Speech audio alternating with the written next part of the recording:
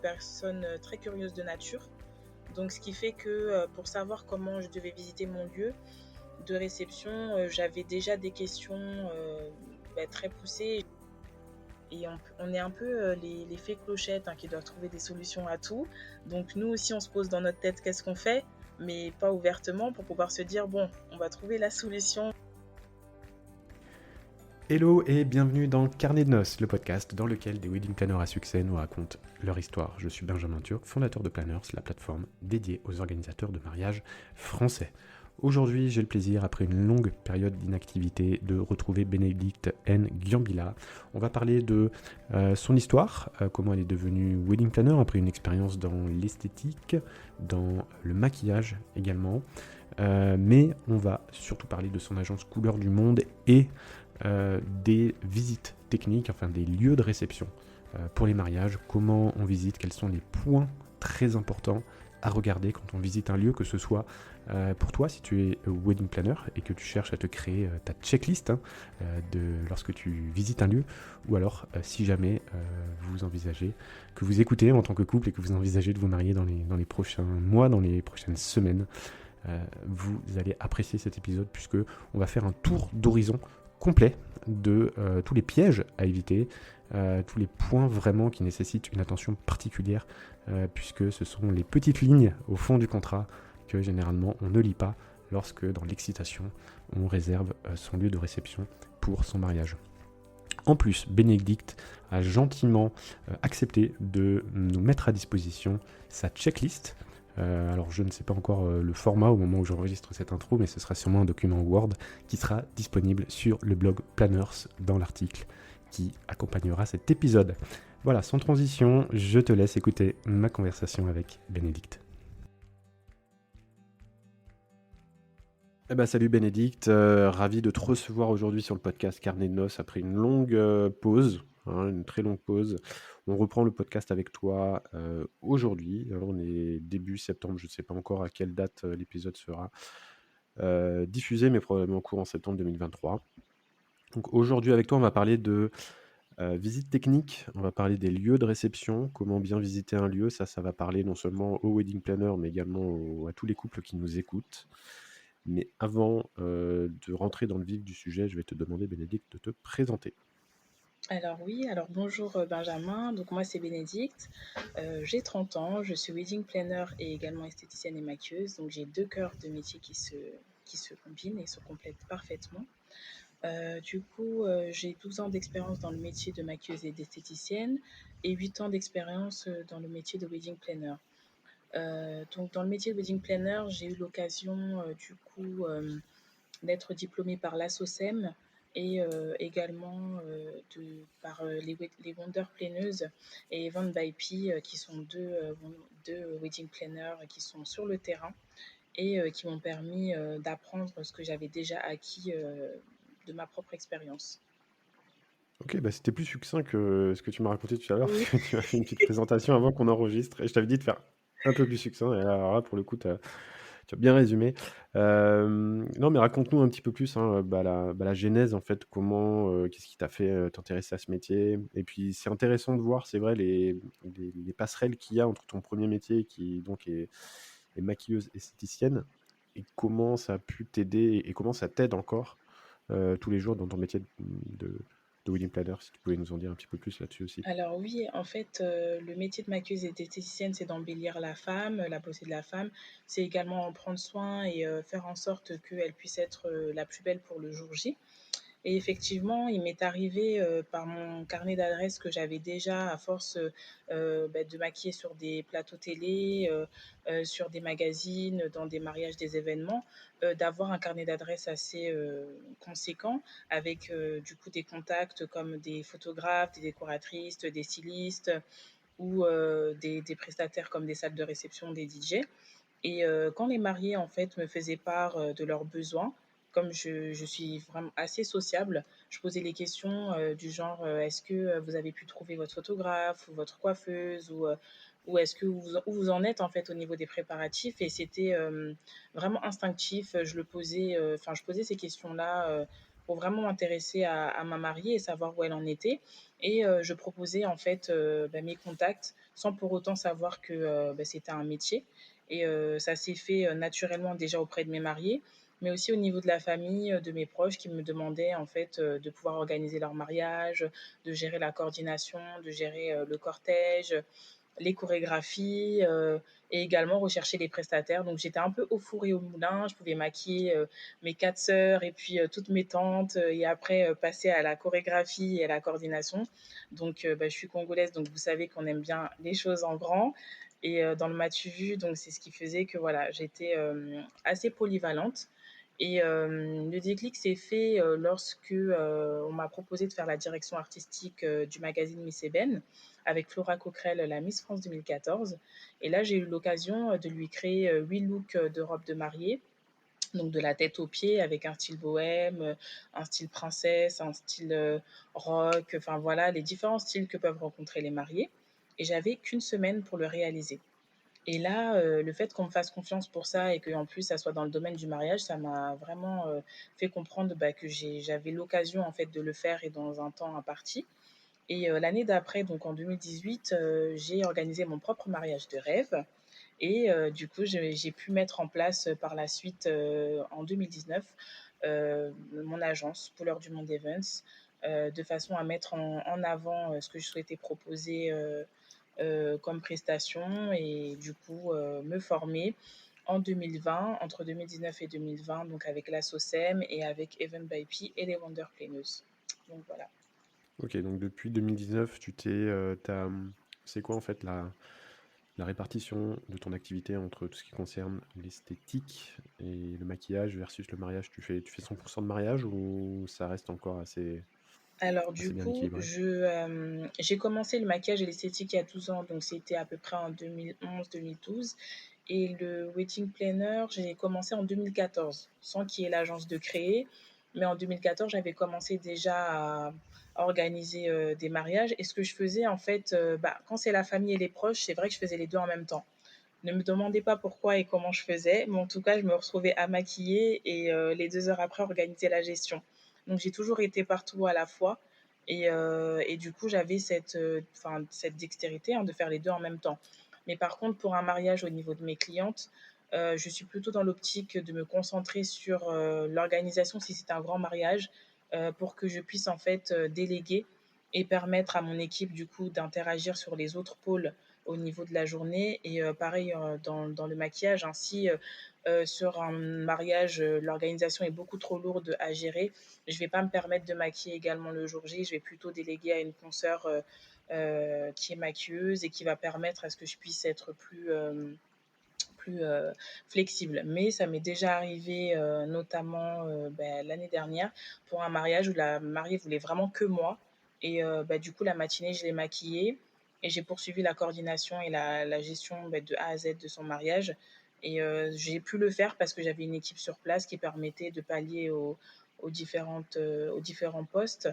Mais ça n'empêche que si je peux ne pas faire les deux en même temps, je préfère. Pour vraiment être concentrée dans la gestion de mes tâches. Et tu parles beaucoup, quand tu parles de tes mariages, tu parles beaucoup d'équipe aussi. Je vois sur ton site, t'as une liste assez grande avec toutes sortes de prestataires. Ça va du coiffeur, du barbeur, jusqu'à la conseillère en image, personal shopper. Ça, c'est des partenaires qu'on voit peu sur des sites de wedding planner. D'ailleurs, c'est assez rare. J'ai l'impression de voir tous ces partenaires comme ça sur une page spécifique sur son site. Toi, tu as fait le choix justement de tous les afficher, d'en mettre une longue liste. Ça t'est venu ça dès le début? Est-ce que pareil, est-ce que ça t'apporte quelque chose d'avoir cette liste sur ton site? Est-ce que ça rassure tes prospects de voir que tu es bien entouré? Parce que c'est vrai que c'est quelque chose que je vois très rarement. Alors oui, cette liste, c'est des partenaires avec qui j'ai déjà eu l'occasion de travailler. J'ai notamment participé au salon du mariage en exposant d'ailleurs un stand. Donc c'était en 2021. Et la plupart de ces prestataires, que ça soit sur le salon du mariage, que ça soit justement sur la direction artistique du magazine Miss Ébène avec Flora Coquerel, ou encore dans les différents mariages et projets qu'on a en commun, j'ai eu cette occasion de travailler avec eux et je trouve que c'est important de savoir remercier les personnes avec qui on travaille, de les mettre en avant. Donc pour moi, c'était normal de les mettre sur mon site. Moi, dès la création de mon agence, c'était tout à fait normal de les mettre à l'honneur, sachant que ces personnes-là aussi, j'avais travaillé avec eux bien avant la création de, euh, de mon site.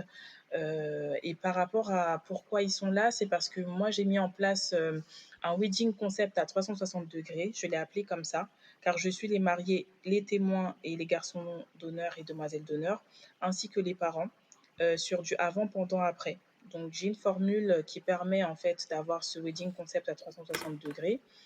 Et du coup, avant, je suis les mariés pour pouvoir organiser leur enterrement de vie de jeune fille et leur demande en mariage. Le pendant, ça va être tout ce qui est conseil en images et personal shopper avec un suivi personnalisé pour les mariés, mais également pour les garçons et demoiselles d'honneur, ainsi que les témoins et les parents. Parce que je trouve qu'on oublie souvent les personnes qui mettent en avant les mariés, et c'est important de ne pas oublier le cortège et également les personnes qui les font honneur.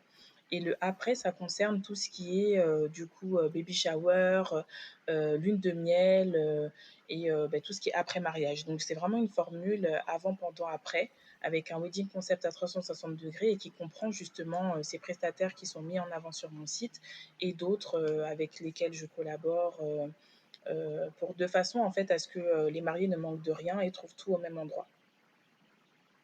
C'est assez original ça aussi. Je l'ai vu sur ton site, cette formule, c'est d'ailleurs une formule que tu as appelée épicée, Oui, tout à sans doute, fait. parce que En le fait, prix est forcément un peu plus élevé que les autres. alors, je suis très Euh, gourmande, donc j'ai appelé mes formules formule épicée, formule chocolat, formule caramel et vanille. Donc, ça faisait référence vraiment à ce que j'aime dans la nourriture. Je suis très gourmande. Et l'agence, je l'ai appelée Couleur du Monde Events parce que j'avais envie de mettre en avant la diversité, la beauté plurielle et donc le fait d'organiser des mariages de tout type d'origine et d'horizon, de culture et de religion. C'était important pour moi de le mettre en avant. D'où le nom Couleur du Monde Events. ok, est-ce que c'est une formule ça d'ailleurs qui est appréciée? Est-ce que c'est une formule que les gens prennent beaucoup? Alors beaucoup, plutôt, pour les mariages mixtes et les mariages, africains parce que, bah, ils aiment faire les choses, en grand et souvent ils aiment pas forcément se prendre la tête à tout organiser. Les personnes qui sont plutôt d'origine, caucasien ou, de d'autres pays un peu plus, qui sont plus dans la réserve en fait et qui vont sûrement préférer le minimaliste. Donc ils vont pas forcément aimer le fait de tout organiser, ils vont plutôt préférer prendre des options personnalisées, c'est tout à fait possible. Et donc dans ces cas-là, ils vont prendre l'organisation de A à Z et ils peuvent me demander par exemple, nous souhaiterons ajouter à cette formule la demande en mariage ou l'enterrement de vie de jeune fille ou encore que vous nous organisiez la lune de miel et c'est tout à fait possible. On n'est pas obligé de prendre la plus grande formule, tout est modulable et vraiment j'essaye d'être à l'écoute des mariés et de répondre à leurs besoins. Donc c'est pas obligatoire de prendre vraiment la formule qui est toute faite, mais le but en fait c'est de faire comprendre que tout est modulable et que toutes les mariées peuvent avoir ce qu'elles veulent, peu importe le budget, la demande ou les besoins. Et donc dans ce cadre-là, tu fais aussi la recherche de lieux, j'imagine. Tout à fait. Après, j'ai des lieux avec qui je travaille souvent. Et puis, en général, j'essaie vraiment de trouver des lieux qui correspondent à la personnalité des mariés. C'est important. Le lieu se choisit par rapport à la personnalité, le thème du mariage, le budget également, mais aussi par rapport aux envies, la géolocalisation également et les origines. Enfin, le lieu peut prendre en, en partie tellement de critères que en fait, il ne faut pas le négliger. Et c'est de nouveau Benjamin, je voulais te couper quelques secondes pour te parler d'un nouveau projet que l'on lance chez Planners, puisque nous allons prochainement ouvrir les portes du club Planners. Alors tu te demandes sûrement ce qu'est le club Planners, je ne vais pas t'en dire trop pour le moment, puisqu'à l'heure où j'enregistre cet épisode, on est à la rentrée de septembre 2023, le club n'est pas encore lancé, nous ouvrirons ses portes début novembre 2023, donc selon la date à laquelle tu écouteras cet épisode, le club sera soit en cours de lancement, soit déjà lancé. Donc pour t'en dire quelques mots, ce sera un programme de formation assez unique en son genre, et on veut mettre toute notre expérience chez Planners associée à une wedding planner à succès pour vraiment former les wedding planners de demain. Et je suis vraiment super excité à l'idée de lancer ce projet. Donc merci déjà de m'avoir écouté. Pour avoir toutes les infos sur le Club Planners, il suffit de se rendre sur www.leclubplanners.fr, tout attaché. Encore une fois, selon la date à laquelle tu te rendras sur le site, on sera soit sur la page d'inscription pour mettre ton mail et être informé des informations du lancement du club, ou soit le club sera déjà lancé, et donc tu auras toutes les infos sur cette page web. Merci encore pour ton écoute, et je te laisse avec l'épisode. Ça me fait transitionner sur le thème de ce podcast, qui est donc la visite technique d'un lieu de réception. Oui.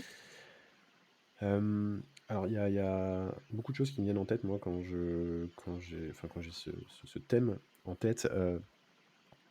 Tout simplement parce que j'ai la conviction qu'un wedding planner, non seulement ça va t'aider à organiser ton mariage, ça a plein d'avantages, mais ça a aussi l'avantage de pouvoir choisir un lieu à ta place, et d'aller visiter des lieux avec son œil d'expert, de professionnel, œil de professionnel qu'ont pas forcément un couple qui va peut-être se focaliser sur de mauvais éléments ou qui va pas prendre en compte certaines choses. Enfin, ça, c'est la conviction que j'ai. Et justement, le but de ce podcast-là, c'est aussi de faire la promotion du métier de wedding planner qui a aussi un gros rôle en amont et pas forcément le jour de la cérémonie. Oui, tout à fait.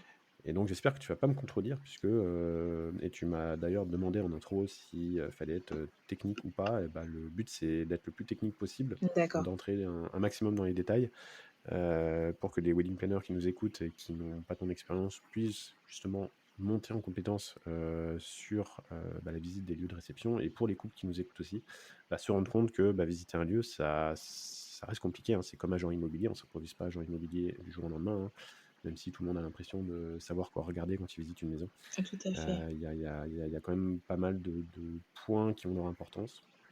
Donc j'aimerais qu'on balaye vraiment très largement le sujet aujourd'hui. Alors je n'avais pas préparé de questions, mais en tout cas une qui me vient en tête quand même, c'est toi, quand tu t'es lancé dans ce métier, entre ton toi de 2014, hein, quand tu t'es lancé, et ton toi de 2023, comment est-ce qu'a évolué ton regard et ton expertise sur les lieux? Est-ce que ça a vraiment changé du tout? Est-ce que maintenant tu te dis, mais en fait à l'époque, j'en savais pas grand-chose, je regardais rien, enfin, je ne regardais rien de ce qu'il fallait regarder. Comment est ton œil critique par rapport à ça? Bah, il faut savoir que je peux me mettre à la place du client parce que je me suis moi-même mariée et j'ai organisé mon mariage. Donc je peux me mettre en tant que prestataire et autant en tant que mariée. Donc finalement, ça me permet de mettre dans les 2 positions. Avant mon mariage, par contre, je me suis renseignée. Je suis une personne, très curieuse de nature. Donc ce qui fait que, pour savoir comment je devais visiter mon lieu de réception, j'avais déjà des questions, très poussées. J'étais vraiment partie à la recherche, de renseignements, sur internet, un peu comme tout le monde, pour savoir exactement, qu'est-ce que je dois poser comme question. Et finalement, même en parlant avec un peu tout le monde, en allant au salon du mariage, avec les différents prestataires, ils t'aiguillent un petit peu, sur, ce que tu dois savoir. Mais c'est vrai que c'était pas aussi, technique. Aujourd'hui, les lieux, ils sont de plus en plus recherchés parce que les mariés veulent des choses un peu grandioses. Avant, c'était très minimaliste, on pouvait le faire aussi à domicile, dans des salles de mairie ou, de quartier. Mais aujourd'hui, ça devient de plus en plus, demandé, des salles qui soient quand même assez bien agencées. Donc les questions sont plus pointues, les contrats sont beaucoup plus précis et il y a beaucoup plus de clauses. Et les questions à poser sont du coup plus pertinentes. Et je sais qu'avant, c'était plus simple. S'il y avait moins de restrictions, là, il y a beaucoup de restrictions au niveau sonore, du voisinage des horaires, sur plein d'aspects techniques, comme les portes coupe-feu. Enfin, il y a les pas de bougies. Il y a vraiment, vraiment beaucoup de choses qui ont été mis en place par la suite entre 2014 et 2023. Et je pense que oui, ça a beaucoup changé. Et je pense qu'avec les nouvelles salles de réception qui sont aussi avec des traiteurs imposés, qui sont aussi des nouvelles règles, il y a aussi beaucoup de casse des invités. Donc voilà, ça a changé et je pense que c'est beaucoup plus réducteur aujourd'hui.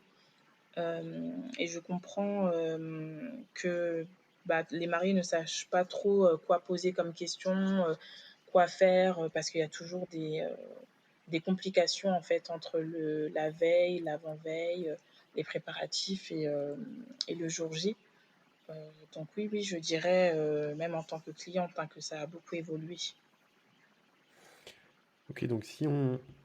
Alors en plus, je vais faire une parenthèse, mais donc tu m'as parlé avant qu'on enregistre et pendant qu'on préparait ce podcast que en tant qu'agence, toi, t'as un document que tu as conçu au fil du temps et que tu vas gentiment mettre à disposition des auditeurs et des auditrices pardon, du podcast. Oui.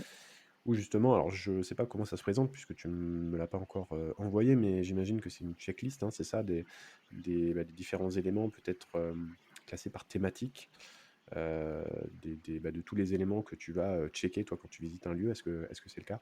Oui, en fait, ça se présente sous forme, de questionnaire, en fait, où j'indique, quelles sont les questions à poser, par catégorie et en fonction de cela, ça me permet moi aussi d'avoir un listing, en fait, de la salle en question que je visite et de le rentrer dans ma base de données. Donc ça me Hmm. permet moi aussi d'avoir des renseignements, mais également de pouvoir mieux, contrôler, la visite pour après, les, les indiquer en fait aux différents prestataires qui vont eux aussi faire la visite technique parce que ça sert également à la décoratrice comme au traiteur, au DJ au photographe. Et effectivement, cette liste, elle permet vraiment de mieux s'organiser. Donc, il y a cette forme de checklist, mais il y a aussi le côté un peu plus technique avec les restrictions, par exemple au niveau des horaires, par rapport au niveau de la sonorité de la salle, enfin ce genre de choses. D'accord, donc est-ce que si tu veux, on pourrait déjà balayer les grandes thématiques que tu as répertoriées et puis peut-être après entrer un peu plus dans le détail Bah, sur les déjà, différents éléments et... la disponibilité du lieu, sur, différentes périodes parce qu'en fonction des saisons, et au niveau du prix, au fait, du lieu, ça peut dépendre. Donc on a les hautes saisons et les basses saisons. Donc le tarif, d'une salle de réception dépend aussi de cela. C'est important que les mariés sachent à peu près leur date à laquelle ils veulent réserver la salle de réception parce que bah, forcément la salle de réception va regarder son planning et regarder si la salle est disponible. Et ça va aussi avec le fait de se renseigner auprès de la mairie pour pouvoir convenir d'une date. Donc en réalité, beaucoup se précipitent sur la salle de réception, mais avant la salle de réception, pour pouvoir concorder avec la salle, il faut déjà voir avec la mairie. Il faut établir aussi une liste d'invités parce que la liste d'invités, elle permet également de connaître la capacité de personnes qu'on va pouvoir estimer lorsqu'on va rechercher le lieu de réception. On a également le tarif, donc le budget des mariés qui vont nous permettre de savoir à peu près à combien ils estiment leur budget pour avoir une salle de réception et surtout leur thématique pour savoir exactement est-ce qu'ils préfèrent quelque chose de plus de bohème, donc ça sera plus dans un domaine, si c'est plutôt chic, dans un château, si c'est très convivial, c'est plutôt dans une salle de réception. Enfin, vous voyez, chaque lieu a son importance et correspond aussi aux besoins des mariés. Donc il y a vraiment tous ces aspects-là à voir avant en, sur les grandes lignes pour pouvoir savoir exactement ensuite vers quoi on se dirige pour pouvoir rechercher le lieu de réception. Ok, donc avant, c'est un peu comme quand on... Je pense que je vais souvent faire le parallèle hein, avec la visite d'une maison, c'est-à-dire qu'il faut savoir avoir tous ces critères avant de visiter, histoire de déjà de ne pas aller visiter n'importe quoi ou des biens qui ne respectent pas au moins presque l'entièreté des critères, histoire de ne pas perdre son temps. Oui, tout à fait. Mais moi, par exemple, sur la date, c'est vrai que j'avais en tête que la date dépendait généralement de la salle, qu'on trouvait une salle. Alors certes, c'est vrai que avoir sa liste d'invités, avoir plus ou moins la thématique prévue de son mariage, ça c'est important. Après, au niveau de la date, pour moi, sachant que ce que j'ai en tête, c'est que la mairie, c'est beaucoup plus simple d'avoir une date à la mairie, d'autant plus si on s'y prend un an à l'avance, plutôt que d'avoir une salle. Et donc généralement, moi, le ressenti que j'ai, en fait, c'est qu'on trouve généralement d'abord la salle, et c'est la salle qui va conditionner généralement la date du mariage. Mais toi, tu dis qu'il faut quand même avoir plus ou moins la période, savoir si on veut se marier plutôt en été, plutôt au printemps, plutôt en automne, et ensuite se mettre à chercher la salle, et que si la salle, si on tombe amoureux de la salle, mais qu'elle n'est pas disponible à ces dates, bah, ou alors du coup ne pas aller visiter une salle qui n'est pas disponible durant la période à laquelle on veut se marier. Tout à fait, parce qu'au final, si on choisit de visiter une salle qui n'est pas disponible à la date qu'on aimerait, ben ça tue tous les plans. Donc ça peut aller dans les deux sens. Mais c'est vrai que la mairie, c'est ce qui permet de donner le ton aussi au mariage. Parce que si la salle de réception, elle est disponible le 10 mai, mais que la mairie, c'est le 15 mai, aussi on est obligé de changer. Donc il y a aussi cette possibilité. Mais je dirais qu'aujourd'hui tout le monde, enfin certains mariés font des mariages sur plusieurs jours ou en découpe. Donc c'est aussi possible de modifier et d'ajuster son planning, mais ça demande à revenir vers la mairie, vous voyez. Or, la mairie, pour avoir un dossier, pour pouvoir faire toute la procédure, ça demande un temps. Donc, je pense que de choisir la salle de réception et d'après aller revoir la mairie pour changer la date, c'est plus complexe. Mais comme tu disais, c'est aussi possible hein, de chercher une salle de réception et de voir après avec la mairie. Hein. Ça va dans les deux sens. Ouais, ça dépend peut-être aussi des mairies. Tout à Peut-être fait, que les oui. mairies dans les grandes villes sont peut-être plus débordées, ont moins de dates disponibles qu'une mairie dans une plus petite ville, où là, forcément, si on s'y prend un an à l'avance, il y a peut-être plus de Exactement. risques qu'on qu'on soit recalé, quoi. Tout à fait. Ok, donc admettons, on est tout ça, on a le thème, on a la date plus ou moins, avec une date à la mairie, on s'y prend longtemps à l'avance, donc on a forcément plus de choix. Toi, d'ailleurs, en termes de timing, avant le mariage, combien de temps tu recommandes? Moi, j'avais un an en tête, minimum, pour avoir un minimum de choix, de salles et de domaines. Est-ce que ça a changé ça?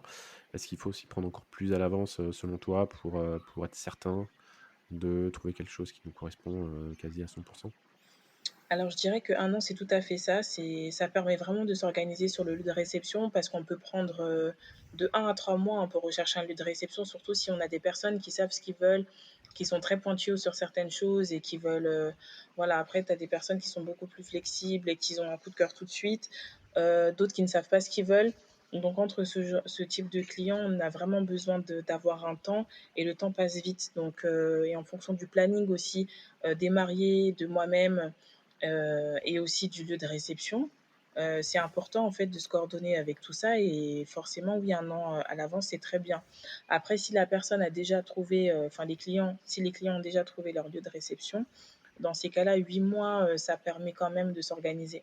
Mais 1 an ça permet vraiment d'avoir une marge, de pouvoir s'organiser convenablement et de pouvoir tâtonner comme il se doit.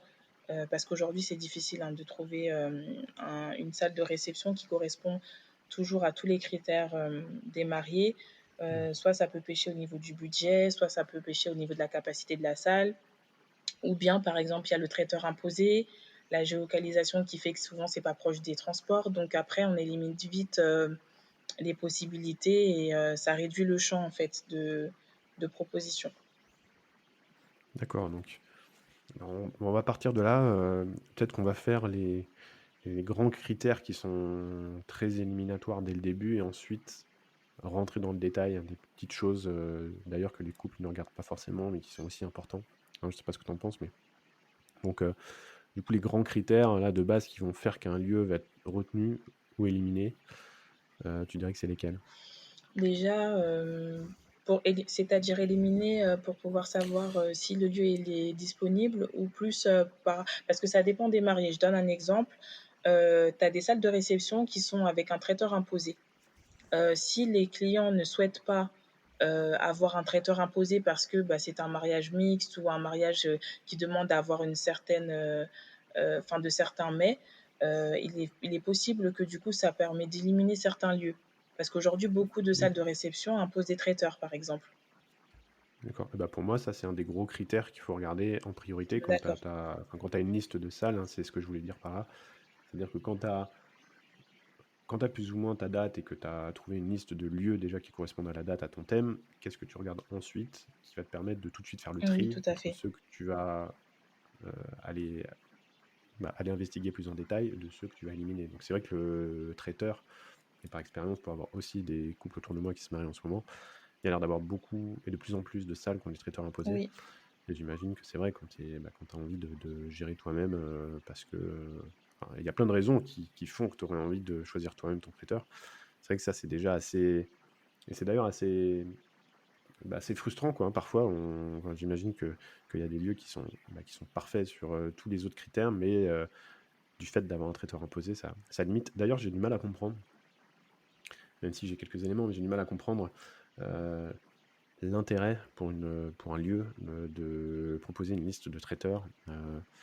sachant que derrière, forcément, ça va les couper Alors, d'une grosse part de la clientèle. pour répondre à cette question, j'ai déjà eu l'occasion de poser ces questions-là, à différentes salles de réception qui m'ont indiqué, hein, globalement que c'était suite à un rapport de confiance avec leur prestataire traiteur avec lequel ils avaient envie de travailler et personne d'autre.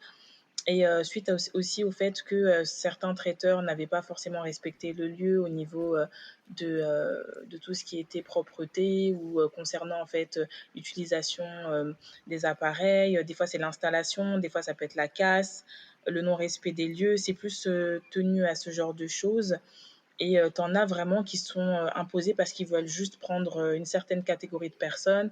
Donc par exemple, ça peut être, si c'est un traiteur halal, bah, ça sera que pour les personnes qui veulent, qui ont en tout cas des origines, musulmanes et qui veulent, du coup, que, se diriger vers ce type de clients. Tu as aussi les traiteurs, qui vont faire que des spécialités, mexicaines ou enfin en tout cas qui vont se focaliser sur une spécialité et un traiteur imposé pour vraiment attirer ce type de client. Donc tu as plusieurs, possibilités. Donc ça va souvent être, ces deux choses-là et tu en as, ils veulent pas, faire d'efforts.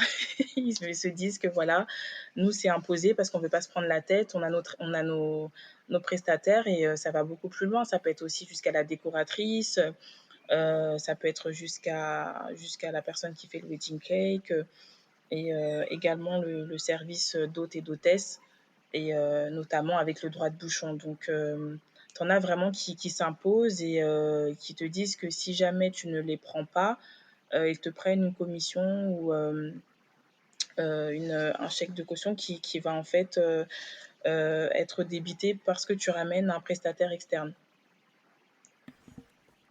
Ok, donc ça, c'était pour tout ce qui est prestataire imposé. Oui, tout à fait. Quel est le, quel est le gros critère ensuite qu'il faut regarder pour garder ou éliminer un lieu? S'il est accessible en transport en commun, par rapport aux personnes qui ne sont pas forcément véhiculées, on n'y pense pas toujours, mais le jour J, on peut se dire: «Ah, on a perdu tel, invité, on ne sait pas où il est ou il vient parce que, bah, en fait, ça n'a pas été vu» et souvent, on va visiter une salle de réception, mais on ne pense pas à ce qu'il y a dans les alentours et c'est important de savoir si c'est accessible en transport en commun. Également pour les personnes à mobilité réduite, c'est important, je trouve. Tu as souvent des personnes aussi qui viennent, en en fauteuil roulant et c'est bien d'y penser. Les enfants, bon après ça c'est moi, je n'aime pas les enfants qui courent partout et donc je trouve que c'est important de savoir s'il y a une salle spécifique pour les enfants ou une salle quelconque, hein, qu'on peut, mettre, au goût du jour, mais c'est très important et ça permettrait vraiment de soulager, bah, les mariés et les invités. Après, on a aussi le fait que des mariés ne souhaitent pas inviter les enfants, mais je trouve que c'est important quand même aujourd'hui. Il y a de plus en plus de mariages avec les enfants. Donc c'est important Ouais, d'avoir. enfants et bébés aussi. Enfants et bébés. Oui, c'est ça. Bon, après, les bébés, c'est vrai que bon, ils sont peut-être rarement invités, mais Même pour le des change, salles, oui. voilà. Ouais, même des salles un peu plus en retrait, qui sont bien insonorisées pour permettre aux enfants de dormir, hein, C'est ça. tout simplement. S'il y a un chauffage par rapport à si c'est un mariage qui se passe en hiver et si bah, du coup il y a une aération quand c'est en été. Parce que j'ai déjà été dans des mariages où il n'y en avait pas. Et on peut vite suffoquer s'il fait chaud et avoir froid s'il fait froid. Et je trouve que c'est des choses enfin, c'est des éléments qu'il faut demander parce que ça peut arriver qu'ils n'ont pas prévu cela, surtout dans certains domaines ou châteaux où il fait très très froid, c'est très lugubre. Donc c'est important de demander ces éléments, c'est pas anodin. Non, c'est vrai. Et surtout là, avec l'été qu'on a eu, par exemple, et là d'ailleurs, on enregistre à une période où il fait encore 30 degrés.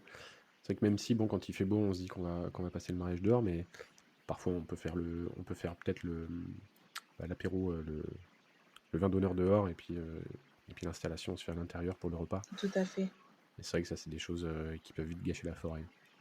Oui, après on aura également la limitation sonore.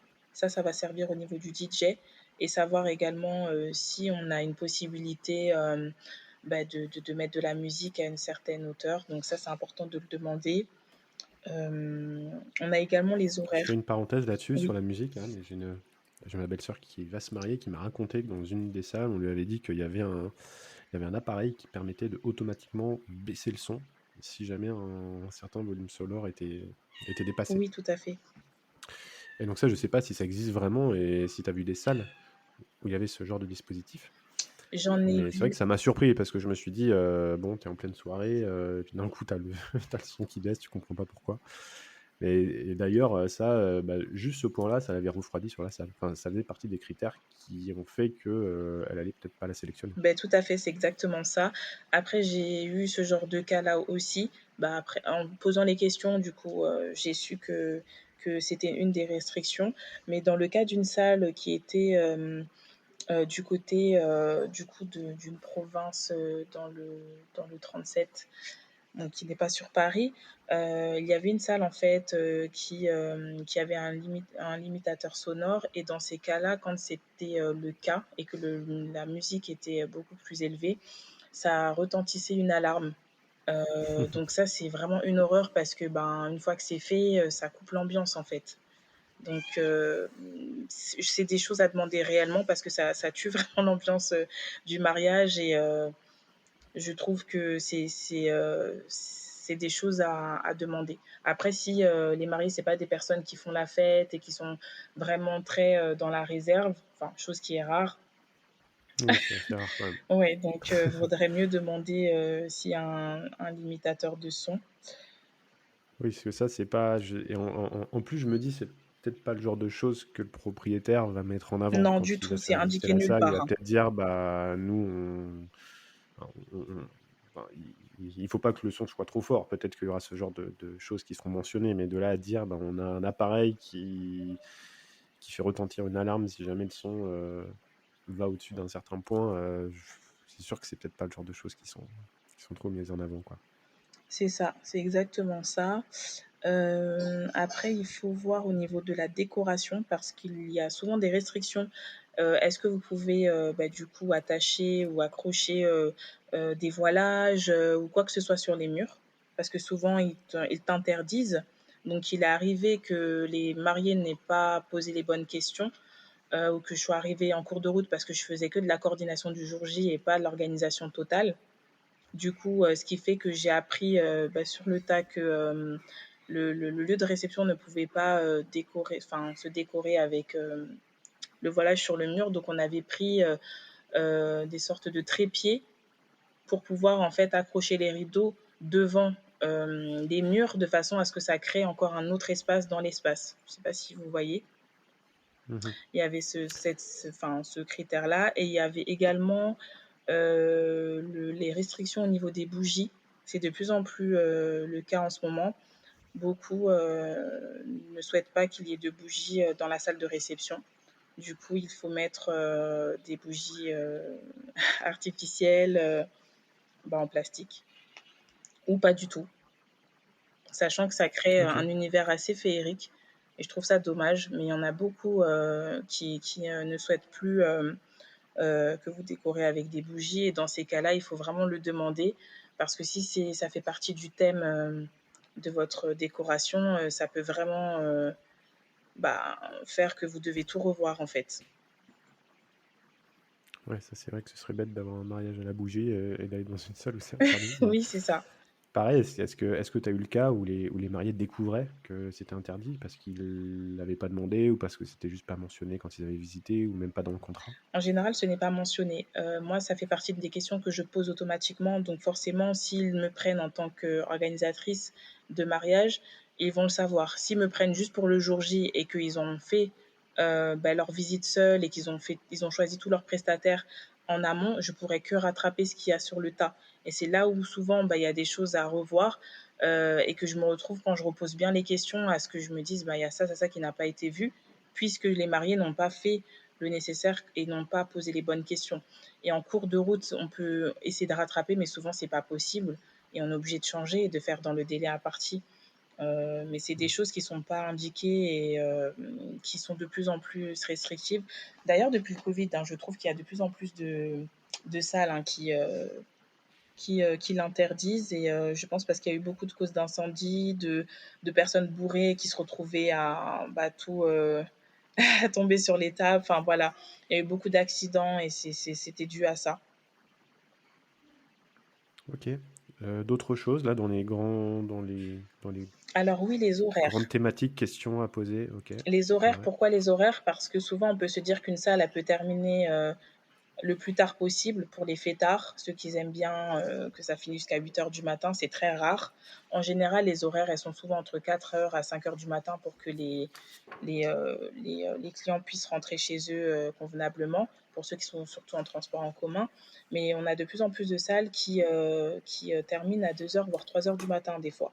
Donc il faut vraiment se renseigner là-dessus parce que souvent, il y en a qui sont surpris et qui se retrouvent dans leur planning à se dire mince, qu'est-ce que les invités, pardon, qu'est-ce que les invités font après cet horaire-là, parce que c'est très tôt. Surtout si par exemple vous avez mis l'ouverture de bal à minuit, ça coupe vraiment l'ambiance de la soirée.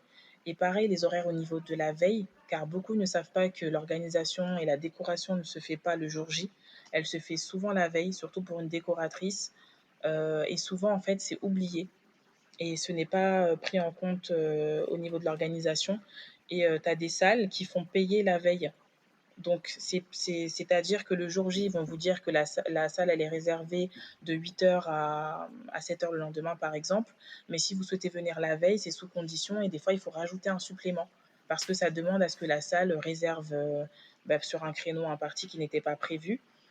Avant, c'était plus le cas. Pour retourner un peu à la question où tu me disais si les salles entre 2014 et maintenant ça a changé. Je sais qu'avant, les salles, ils te disaient oui, vous pouvez venir à n'importe quelle heure, vous installer, déposer vos boissons, faire la déco, l'aménagement des tables comme vous voulez. Mais aujourd'hui, tu as beaucoup de salles qui font payer la veille. Et si tu poses pas la question, tu te retrouves à demander à la dernière minute oui, bah écoutez, on aimerait bien venir la veille, bah ok, ça sera tant. Et si la cliente n'a pas enfin, les clients n'ont pas prévu de payer ce supplément, ils se retrouvent dans une situation à devoir payer un supplément pour venir la veille. Ouais, j'ai eu le cas d'ailleurs encore sur la même belle-sœur là qui m'a raconté que pour une salle et d'ailleurs c'était beaucoup de salles qui étaient comme ça, Oui, où, pour le samedi par exemple, si tu réservais pour le samedi et pas pour le dimanche, il fallait rendre la salle, le samedi soir donc à 5 heures, hein, c'est bien ce que tu disais tout à l'heure, avec les tables et les chaises pliées, donc la salle vraiment, clean quoi. Donc en fait, ça signifie que, bah, si tu loues jusqu'à 5 heures et qu'il faut qu'à 5 heures la salle soit limite prête pour le mariage suivant, bah, au final, il faut que la soirée s'arrête au moins 1 heure avant, hein, facilement. Et ça, c'est vrai que j'ai pas trop compris dans le sens où, bah, 5 heures, enfin, quel est l'intérêt pour le propriétaire de la salle d'avoir sa salle qui soit prête et dispo à 5 heures du soir, enfin à 5 à heures du 5 heures du matin, matin, pardon, oui. sachant que, bon, généralement, le dimanche, la salle n'est pas louée, quoi. Et en plus, en termes de prix, entre réserver que le samedi jusqu'à 5 heures et réserver pour le samedi et pour le dimanche, c'était quasiment le double en termes de tarifs.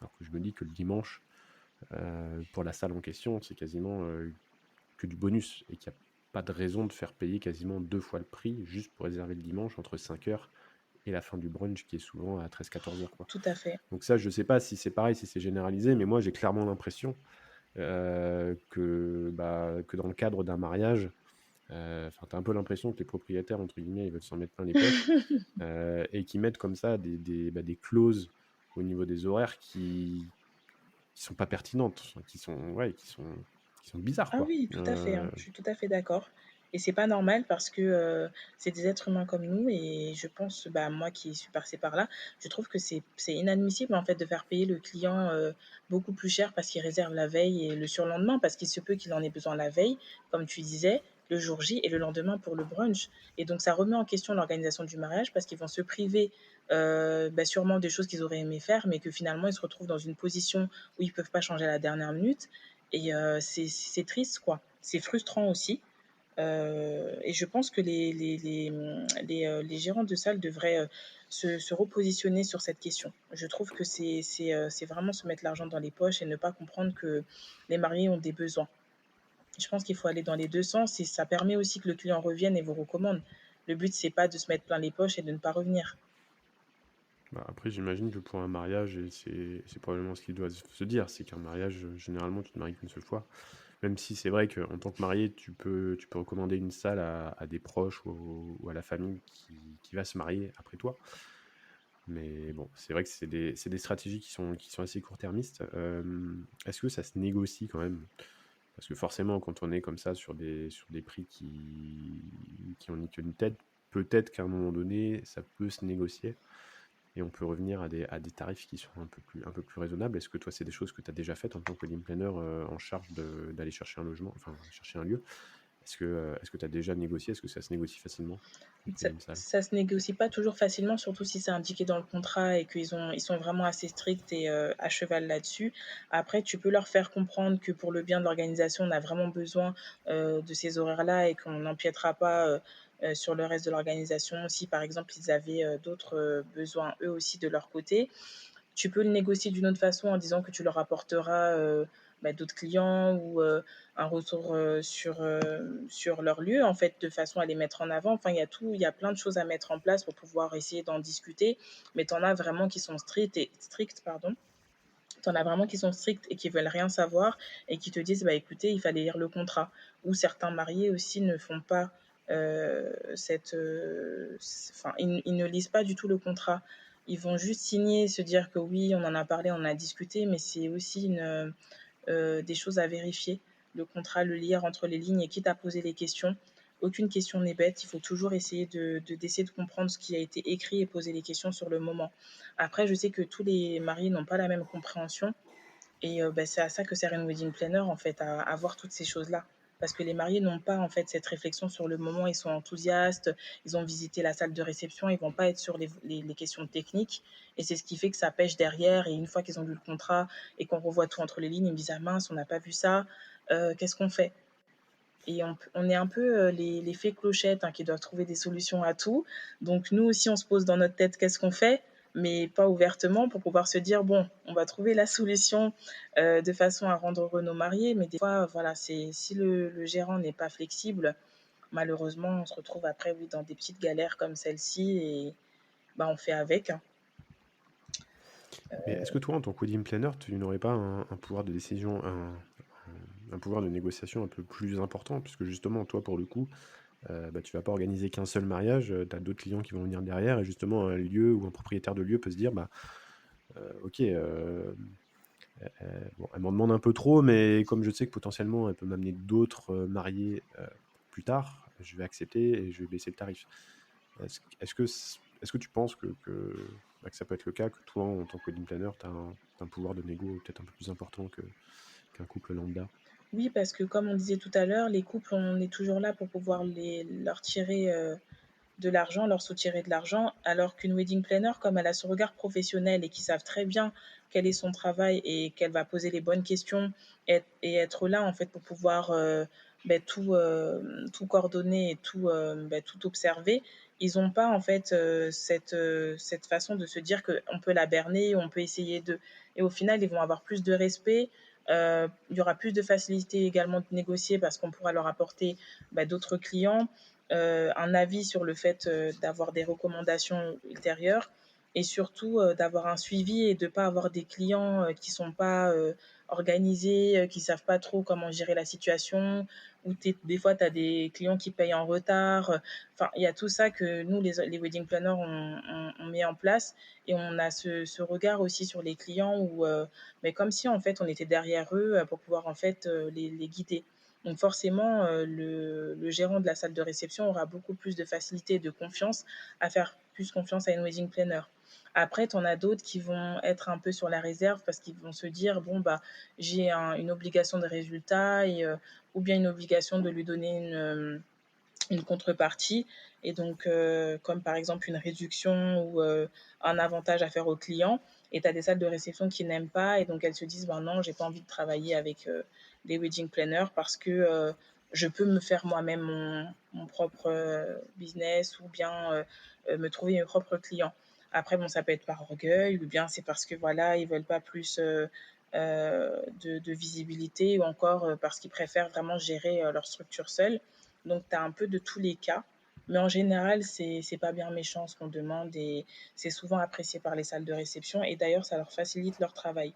Parce que courir derrière le client pour qu'il puisse payer la salle de réception, leur expliquer qu'il faut qu'ils fassent la visite technique ou bien qu'ils fassent leur plan de table ou autre, enfin, c'est des choses que la wedding planner fait et se coordonne avec la salle de réception. Donc je pense qu'on est plus utile que désagréable, je pense. Bah, c'est pour ça que tu es là et c'est pour ça qu'on fait ce podcast. Oui, tout à Euh, fait. Du coup, on était sur la et liste toujours parce qu'il y a oui, des autres choses alors, importantes ouais, à bah bien savoir. sûr, bah allons-y, allons-y. Du coup, la cuisine, c'est important, surtout si, parce qu'il y a des traiteurs qui viennent sans équipement et qui comptent sur l'équipement de la salle de réception. Tu en as d'autres qui ont déjà un camion frigorifique. C'est un camion, en fait, réfrigéré qui permet d'avoir déjà tout, sur place, Mm. dans le camion et tu as des traiteurs familiaux, j'appelle ça comme ça. C'est des traiteurs qui sont, du coup indiqués par la famille et qui viennent, de façon à trouver tout sur place et souvent les cuisines ne sont pas équipées. Il peut ne pas y avoir de friteuse, de micro-ondes, de plaques. Donc, c'est les 3 éléments souvent qu'il n'y a pas. Et c'est bête, hein, mais c'est des choses à avoir parce que souvent on peut se retrouver la veille à se dire mince, il manque tels éléments. Et pour les traiteurs, en tout cas, qui viennent sur place et qui n'ont pas de matériel qu'ils ont amené, c'est important en fait de se renseigner aussi sur la partie cuisine du traiteur. On a également le DJ au niveau de tout ce Alors attends, je reviens sur la cuisine parce que pardon. ça c'est un élément qui est super important. Oui, Et donc ça veut dire qu'en fait c'est même limite mieux parfois d'avoir son traiteur avant même d'aller visiter la salle, puisque bah, peut-être que le traiteur, si on a un coup de cœur pour un traiteur mais qu'il est très peu équipé, il faudra forcément trouver une salle qui, elle, est équipée. tout à fait. Ou inversement, si, bah, si on passe par un gros traiteur, bon, généralement, tu me diras pas, enfin, je ne sais pas si c'est le cas, mais j'imagine qu'un gros traiteur, euh, lui, bah, il aura peut-être un camion frigorifique, il aura tous les éléments qu'il faut et il pourra s'adapter quasiment à n'importe quelle salle. Exactement. Mais c'est vrai que si on passe par un traiteur peut-être un peu plus confidentiel, un peu plus familial, comme tu l'as mentionné, bah là, ça change tout et vaut peut-être mieux, oui, avoir son traiteur et savoir si oui ou non on va oui, sur quel traiteur on va partir, avant de se mettre bille en tête et d'aller, sélectionner une salle, quoi. Tout à fait, c'est exactement ça.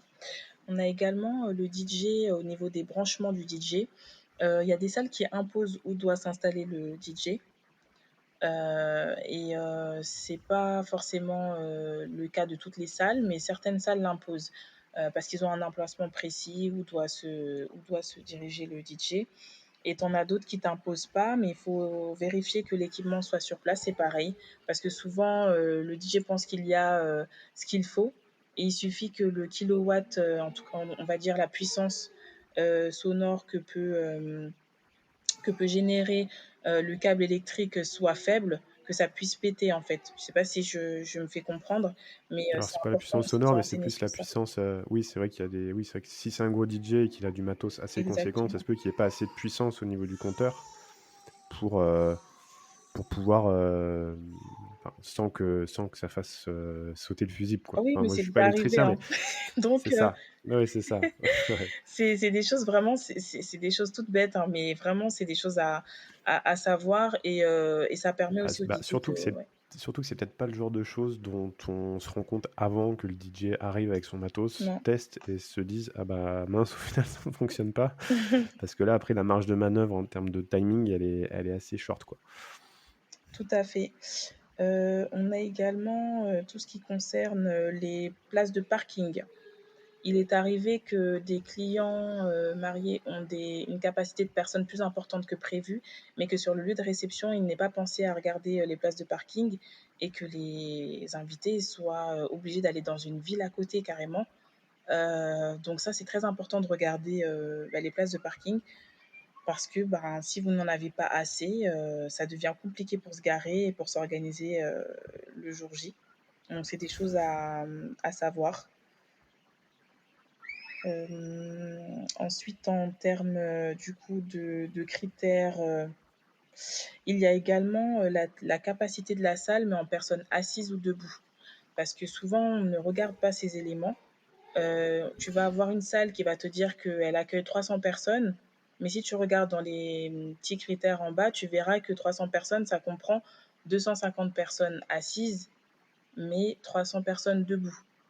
Il suffit que tu aies 300 invités et que tu n'aies pas regardé cette rubrique et que tu penses que tes 300 invités vont s'asseoir, que tu te retrouves avec 50 chaises que tu ne pourras pas placer dans la salle de réception. parce que tu n'as pas regardé cette petite rubrique de assis ou debout. Et souvent, mais vraiment souvent, la plupart du temps, c'est problématique et on se retrouve à devoir ajouter une tente en plus, en supplément, ou que bah, en fait la configuration au fond de la salle est un peu bancale parce qu'on ajoute des personnes à la suite et enfin voilà, c'est des choses qui arrivent et que malheureusement on ne regarde pas assez, enfin que les mariés ne regardent pas assez et c'est très important bah, de savoir quelle est la capacité assise et debout. Et j'imagine que sur les plateformes, quand un couple doit aller chercher, choisir une salle, peut-être que la capacité qui est indiquée, c'est la capacité maximale et donc la capacité debout. Tout à fait, c'est Ok. exactement ça. On aura également, enfin, il y a des salles qui font payer des assurances au niveau de la location. Et ça, c'est des choses, c'est pas toutes les salles, mais c'est des choses à savoir. Tu as aussi des Tu parles de la location des chaises et des tables? pour la location entière du lieu, il se peut qu'ils prévoient, bah, du coup une assurance et si l'assurance n'est pas payée ou que, en tout cas, la salle devait, en informer la préfecture et que ça n'a pas été fait, il se peut que la salle, du coup, annule complètement l'événement. Donc c'est des choses aussi à savoir. C'est triste, hein, mais c'est déjà arrivé. Et quand c'est comme ça, bah, soit le client se précipite à payer l'assurance dans les délais qui restent, soit bah, ils peuvent annuler le jour J et vous vous retrouvez sans pouvoir rentrer dans la salle. Parce que la préfecture, en fait, n'a pas été prévenue qu'il y a un lieu, enfin qu'il y a un événement prévu sur le lieu de réception. Donc là, c'est une assurance qui est payée par le couple Oui, ou par le. oui, c'est déjà Et arrivé, mais c'est par le couple parce que et c'est donc là, en gros, qu'est-ce qu'il faut demander quand on est un couple qui veut se marier par rapport à ça? Est-ce qu'il faut demander bah, si le propriétaire a une assurance? C'est quoi les bonnes questions à poser pour être sûr que ça n'arrive pas? Parce que là, pour le coup, c'est un gros coup dur, quoi. Si au dernier moment, il n'y a plus de salle, là, Oui, non, ça, c'est c'est très embêtant. compliqué, hein. Bah, en fait, il faut demander est-ce que l'assurance, elle est incluse dans la location ou pas? Et si oui, Mm. quelles sont les conditions pour pouvoir la prendre en charge? Enfin, comment ça se passe? Et si vous voyez que, enfin, si les mariés voient que ça demande un coût trop important et que c'était pas prévu, qu'ils ne s'obligent pas à se mettre dans une situation qui ne les convienne pas. Parce que ça fait partie aussi des frais supplémentaires. Et pour ajouter au niveau des frais, j'ai déjà eu un château avec lequel j'ai eu à, à travailler qui imposait aussi de prendre en charge leur équipe. Donc, c'est-à-dire le gardien, le jardinier, le maître d'hôte. Et c'est des choses aussi qu'il faut bien lire dans le contrat parce que il suffit que tu ne lises pas et tu ne sais pas que tu dois prendre en charge et leur repas et leur nuitée. Enfin, et ça revient aussi au cas des prestataires imposés, comme certains domaines ou châteaux, où ils imposent en fait l'hébergement. Et donc dans ces cas-là, tu es obligé de prendre une capacité euh, de personnes imposées. Et ici, il suffit que tu ne souhaites pas faire dormir tes invités et que tout le monde ne dorme pas. Tu payes quand même pour ceux qui ne dorment pas. Donc il y a aussi ce genre de problématique qui peut arriver et qui fait que c'est des choses aussi à poser comme question. Et si on rentre dans les détails encore plus techniques, Oui, vraiment les détails pour lesquels tu es sûr que les couples ne demandent jamais, qui sont assez importants, hein, parce que ça va faire 55 minutes là qu'on discute. Le but, c'est vraiment aussi de faire comprendre voilà, qu'il y a plein de petites choses, peut-être un petit peu plus techniques. Et oui, puis dans tous les cas, vraiment pour avoir l'ensemble, encore une fois, on mettra le lien vers ta checklist dans l'article qui oui, tout à accompagnera fait. l'épisode. Comme ça, les gens pourront la télécharger, auront vraiment une vue sur l'ensemble toi, des critères que tu as listés. Mais est-ce que tu peux revenir sur bah, quelques détails très très techniques, des choses auxquelles toi-même, avant d'être wedding planner, tu n'aurais jamais pensé? Est-ce que tu en as là qui te viennent en tête? Alors des choses techniques pour lesquelles j'aurais jamais pensé, parce que j'ai un peu tout dit, et c'est vrai que revenir sur des choses que je n'aurais pas pensé. Bah, par exemple, tout ce qui est limitation sonore, tout ce qui concerne le planning. En fait, toutes ces choses que je vous ai citées, c'est par rapport à mon expérience que j'ai pu traverser avec des clients, des choses parce que j'ai dû me renseigner. Donc au final, en fait, cette checklist, elle a évolué au fil du temps parce que Je me suis retrouvée dans des situations, surtout avec mes proches, la famille, les amis, et ça m'a permis en fait d'ajuster toutes ces choses-là que je ne voyais pas moi non plus quand je me suis mariée. Donc ça veut dire avant de me marier, j'avais déjà cette checklist dans ma tête et que j'ai peaufiné ensuite par la suite quand je me suis mise officiellement en tant que wedding planner. Et je pense qu'après, c'est l'expérience terrain.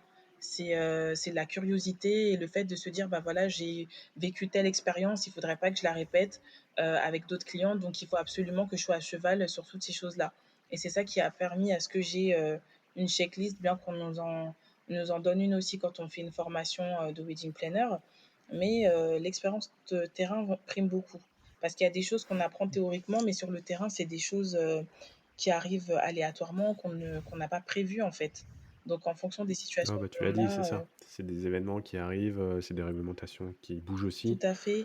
C'est vrai que la réglementation, même pour les personnes handicapées, c'est pas la même là maintenant qu'elle n'était il y a encore, je pense, quelques années. Il y a eu, oui, aussi l'effet Covid peut-être. Oui, comme par Et puis exemple, forcément, il y a plein d'événements comme ça assez aléatoires là, qui vont arriver encore sûrement dans le futur et ta checklist va encore, je pense, évoluer. Mais oui, ok, on a bah, de toute également. façon, je pense que déjà là, on a un aperçu assez large de tout ce qu'il faut vraiment, euh, enfin, les points vraiment d'attention qu'il faut avoir quand on rentre en contact avec une salle, quand on visite une salle. Moi, tu vois, ces questions d'assurance, ces questions de limitation sonore, tout ça, c'est des choses vraiment Que tu savais pas. que je connaissais pas. Ouais. Et c'est super intéressant. Il y aura ta checklist, encore une fois, Oui, que qui va les internautes pourront compléter, oui. télécharger. Maintenant, j'aimerais qu'on passe au dernier segment du podcast qui sont bah, les questions que je pose à tous les invités. Elles n'ont pas changé. Donc la première que je vais te poser, c'est s'il y a un conseil, s'il y a un mauvais conseil que tu entends souvent donner dans le domaine de l'organisation de mariage. Qui est donné par une wedding planner aux mariés ou plutôt les mariés Non, bah peut-être sinon, si on la tourne différemment, est-ce qu'il y a des idées reçues vraiment que tu as en tête et qui sont persistantes dans le domaine de l'organisation de mariage ou du mariage vraiment au sens large? bah, je dirais par exemple les personnes qui ne prévoient pas un budget et qui se disent en fait qui ne se renseignent pas sur les prestations et leurs coûts. Aujourd'hui, on a le salon du mariage, on a tellement de choses sur internet qui font qu'on peut savoir combien coûtent les prestations. Et souvent, tu as des mariés qui ont un budget qui n'est pas réaliste, malheureusement, et qui veulent souvent bah, du coup des mariages assez grandioses. Et c'est triste parce que la plupart du temps, en fait, ça réduit leur champ de possibilités. Et je pense que s'ils se renseignaient davantage et qu'ils continuaient bah, à économiser et à se renseigner, je pense que ça leur permettrait d'avoir leur mariage de rêve. C'est une question en fait d'organisation, comme on disait, mais aussi de renseignement. Et aujourd'hui, il y a tellement d'outils. Donc, quand tu as des mariés qu'on leur dit oui, vous inquiétez pas, vous allez pouvoir compter sur les enveloppes qu'on vous donnera le jour J, par exemple. Moi, je trouve que c'est aberrant de compter sur les enveloppes du jour J. C'est des choses en plus qui continuent à se faire, malheureusement, mais ce n'est pas normal. Donc, la question du budget, c'est un peu tabou, mais moi, j'essaye d'être transparente avec mes clients, de savoir quelle est leur situation et vraiment de leur dire, voilà, s'ils sont pas prêts financièrement, je leur dirai s'il faut et leur faire comprendre comment il faut pour pouvoir justement bah, avoir le mariage qu'ils recherchent en fait. Et ne pas les mettre dans une position de frustration où ils veulent certaines choses mais que ce n'est pas possible et leur faire croire que c'est possible, mais plutôt trouver des solutions. C'est plus dans ce sens-là. Ensuite, ben, comme on l'a indiqué, on nous dit toujours que oui, il faut trouver la salle, le traiteur, etc. Le commencement, c'est toujours la wedding planner parce que c'est elle qui donne le ton. On va penser que la wedding planner, elle est juste là pour pouvoir s'ajouter, mais en fait, c'est la wedding planner en fait qui va permettre d'organiser, de coordonner, de d'aider à mettre en place les idées qu'ont les mariés. Et je trouve que c'est dommage de mettre la wedding planner. On est souvent sur la touche, alors qu'on est vraiment les chefs d'orchestre de ce mariage. De choisir aussi un lieu de réception qui n'est pas cher, en pensant que parce qu'il n'est pas cher, ça va faire l'affaire, on va pouvoir pallier sur le reste. Mais sachez que quand vous avez un lieu que vous prenez pas cher et qui n'est pas forcément, on va dire, assez adaptées pour le mariage. Ça peut être par exemple une salle municipale ou une salle de mairie ou une salle quelconque. Souvent, en fait, ça vous revient beaucoup plus cher parce que vous vous retrouvez à faire la déco toute seule, à devoir en fait aménager les murs qui sont souvent un peu enfantins, on va dire ça comme ça, et ça demande beaucoup plus d'investissement que prévu. Donc souvent, il vaut mieux prendre le temps de réfléchir à un budget pour le lieu de réception en mettant le prix, quitte à prendre une salle avec la déco comprise ou le mobilier déjà compris, que plutôt se dire de prendre un lieu pas cher et se retrouver avec des petites galères. Et après, je pense qu'il faudrait aussi penser à tout ce qui est euh, faire attention en fait à quand on dit que oui, on va faire appel à la famille. Par exemple, pour le photographe. Le photographe, c'est des photos. Enfin, le mariage, c'est une seule fois dans sa vie, donc c'est dommage de prendre le photographe qui est un ami d'un tel ou qu'on connaît parce que en fait il fait des belles photos et veut se lancer, mais on peut vite être déçu de prendre des personnes de l'extérieur et qu'on ne connaît pas l'expérience. Pareil avec le traiteur, si c'est un traiteur familial qui n'a pas l'habitude d'avoir la pression et de faire autant de nourriture, ne vous mettez pas dans une situation où voilà, vous vous retrouvez avec un traiteur qui n'arrive finalement pas à gérer la situation le jour J parce que ça peut arriver. De penser aussi qu'un planning ne sert à rien parce que le planning permet de donner le ton à la journée, de savoir où on en est, comment se déroule la journée, comment elle commence et comment elle se termine. Et penser aussi tout se décharger au niveau des témoins. Je pense qu'aujourd'hui, on pense que les témoins doivent tout faire. C'est un peu les sacs à main des mariés, j'aime bien les appeler comme ça. Mais je trouve que non, en fait, en réalité, les témoins sont juste là pour assurer les mariés et être les seconds des wedding planners. Donc souvent, on pense qu'ils doivent tout faire, mais souvent, eux aussi, ils ont la pression. Et je pense qu'en fait, les rôles ne sont pas assez répartis. Donc c'est souvent ce que j'entends, oui, la dame de compagnie, les témoins doivent tout faire, les pauvres. Donc oui, je pense que c'est souvent les idées reçues que j'entends. Et, euh, et je pense qu'il faudrait revoir ces choses-là et vraiment continuer à être curieux, se renseigner et je dirais même aller au salon du mariage. C'est vraiment un salon qui permet d'en savoir plus si vous vous posez des questions. Et bien entendu, ce podcast qui vous donne également des réponses aux idées reçues. Eh ben écoute, c'est parfait. En plus, tu nous en as donné plein, donc on a l'embarras du choix. Maintenant, est-ce qu'il y a un outil, un logiciel, un objet, une application dont tu ne pourrais pas te passer dans ton quotidien de wedding planner? Alors, j'ai déjà les logiciels de bureau, c'est-à-dire tout ce qui est Microsoft Word et Excel et PowerPoint, parce que j'aime beaucoup faire des présentations à mes clients avec des photos d'inspiration, leur univers, etc., comme une sorte de présentation. Donc, j'aime beaucoup utiliser PowerPoint pour cela. Word pour tout ce qui est document, dont le document qui fera partie du podcast avec la checklist. Et Microsoft Excel pour tout ce qui est tableau, pour gérer le budget des mariés ou toute autre question concernant en fait euh, la coordination. Et enfin, après, on a tous les réseaux sociaux, donc Instagram, Facebook. On a aussi Canva avec lequel je personnalise beaucoup de choses. Et après, ça va être les outils de tous les jours, l'ordinateur, bloc-notes, les petits pense-bêtes. Voilà. Après, j'ai pas d'application à proprement dit, mais j'en connais que beaucoup de wedding planners utilisent comme Trello et Wedding Plan, qui sont très bien d'ailleurs à utiliser pour l'organisation. Mais j'aime bien être un peu à l'ancienne. Mais je pense qu'à force, si d'ici là je reste débordée, peut-être que je m'y remettrai. Mais ce sont de très bonnes applications qui permettent vraiment à une wedding planner de s'organiser. Euh, donc voilà. Est-ce qu'il y a une tendance que tu vois venir là pour les années à venir dans le domaine du mariage? Alors Une grande beaucoup tendance? de couleurs, je trouve. On est moins dans les tendances nudes.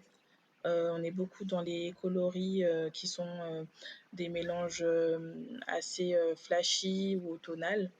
Je vois beaucoup aussi de pampas, donc les décos un peu bohème chic qui revient souvent, et qui est d'ailleurs indémodable. On a beaucoup le côté do it yourself ou le côté éco-responsable que beaucoup de mariés aiment bien remettre au goût du jour. Donc, prendre des éléments de décoration qu'elles trouvent, qu'elles chinent ou qu'elles refont elles-mêmes.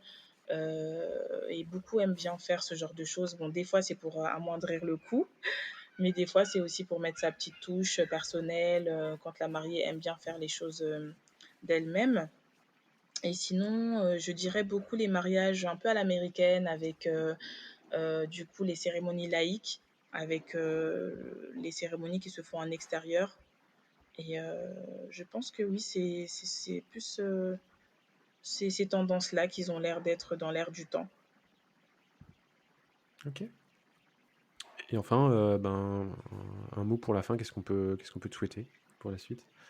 Alors, ce qu'on peut me souhaiter pour la suite, de pouvoir rendre heureux mes futurs mariés, de faire en sorte vraiment de répondre à leurs besoins et que ça perdure, que mon activité perdure, malgré les temps qui sont durs, hein, parce qu'on a traversé le Covid, l'inflation. Donc, j'espère rencontrer d'autres wedding planners également consoeurs, mais aussi des futurs mariés et que Planners aussi perdure parce que c'est une très bonne plateforme qui me permet aujourd'hui aussi de discuter avec vous. Et voilà, j'espère que je pourrai rendre heureux encore de nombreux mariés et pouvoir répondre à tous les besoins. Eh ben, ce sera les jolis mots de la fin. Merci à toi encore, Bénédicte, de nous avoir tant renseigné sur Merci à toi, sur la Benjamin. visite technique, enfin, sur les lieux de réception. Merci C'était beaucoup, très Benjamin. intéressant et j'imagine que les auditeurs ont beaucoup appris aussi aujourd'hui avec nous. Oui, On te retrouve dans tous les cas sur l'article, encore une fois, qui accompagnera ce podcast. Ce sera sur le blog Planners, hein, oui, planners.fr. tout à fait. On y mettra tous tes liens de ton site, de tes réseaux, hein. On n'en a pas trop parlé vraiment parce qu'on s'est focalisé vraiment aujourd'hui sur les lieux de réception, mais t'as un très beau site et tu es active aussi sur les réseaux. Donc on mettra tout ça. Et puis on se dit à une prochaine sur le podcast ou ailleurs. Merci Merci beaucoup, à toi, Benjamin. Bénédicte. À Ciao, bientôt. ciao. Salut. Ciao. Ça y est, c'est la fin de cet épisode. Merci de l'avoir écouté jusqu'au bout et surtout, j'espère qu'il t'aura plu. Pour nous pousser à continuer l'aventure et à diffuser notre message à toujours plus de personnes, nous avons besoin de ta contribution. Pour cela, il te suffit de prendre 2 minutes pour te connecter à ta plateforme d'écoute préférée afin de nous laisser ton avis sur le podcast et 5 étoiles de préférence. C'est très simple et surtout, ça nous aidera beaucoup. Et enfin, n'oublie pas, si tu es wedding planner, tu as encore la possibilité de créer gratuitement ton compte sur planners.fr. Profites-en vite avant que l'accès ne devienne payant. Et quant à moi, je te laisse et je te dis à très vite pour un prochain épisode. Ciao ciao.